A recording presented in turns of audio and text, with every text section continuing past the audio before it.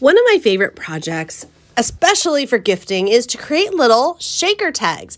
And in this video, I'm going to show you how I'm using my ScanNCutDX to make that happen. So I have some clear acetate, I have some black foam, and I have some red glitter chipboard. And I'm going to use the three together to create this shaker. So I'm starting with the red glitter because I need the most pieces of that. And that's going to be our most visible, our most important piece. So I start by loading my mat, and I already have my material on there. And then we're going to go into patterns, into the basic shapes. And I'm working with a heart because I'm making these for Valentine's Day. So once I have selected my heart, I'm going to resize it, and I'm sizing it to 4.5 inches. And I'm going to have 3 of them. And I'll show you why here in a moment that's so important. Once we have everything good, we press set. Move one heart to one side, move the other heart directly on top of one of them, because now we're going to size down so that we can create a nested effect that will give us a window for our shaker. So I'm going to go down to about 2.5 inches here, because that's going to be enough so that I have around an inch, all the way around 3/4 of an inch, depending on the spot. That's going to give me a really nice edge and a firm, steady shaker. I don't want this to be wobbly. So we're going to cut those out first. Then once those are cut out, and you can see what I mean about the window, we want a nice, firm, steady, thick shaker, because this is going to be a standalone tag. It's not going to be put on anything else, although you certainly could. So that's our base. Now we need to puff it up with foam. Now, if you have a thicker foam, the ScanNCut will absolutely cut up to 3mm foam. I just don't have any craft foam that thick, so I'm using 2 different foams that are about maybe 1.5. That will get me enough thickness, but just so you know, you could go thicker. I am just all about using what I have on hand.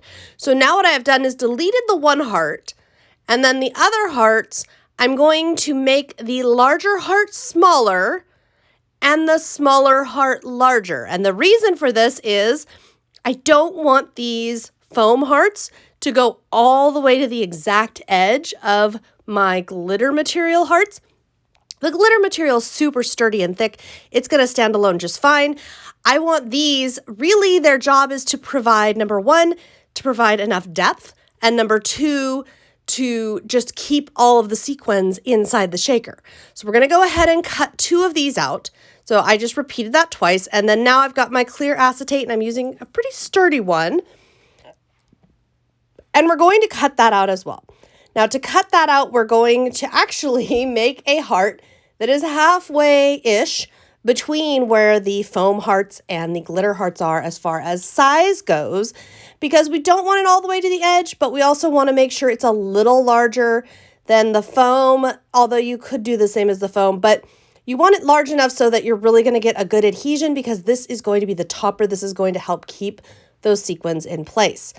Once all of your pieces are cut, you are ready to assemble. So it is going to go the cutout heart on top, then the acetate, then your 2 foam hearts, and then the base layer.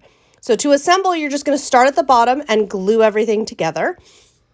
There's really no rules here other than I like a liquid glue for a stronger hold.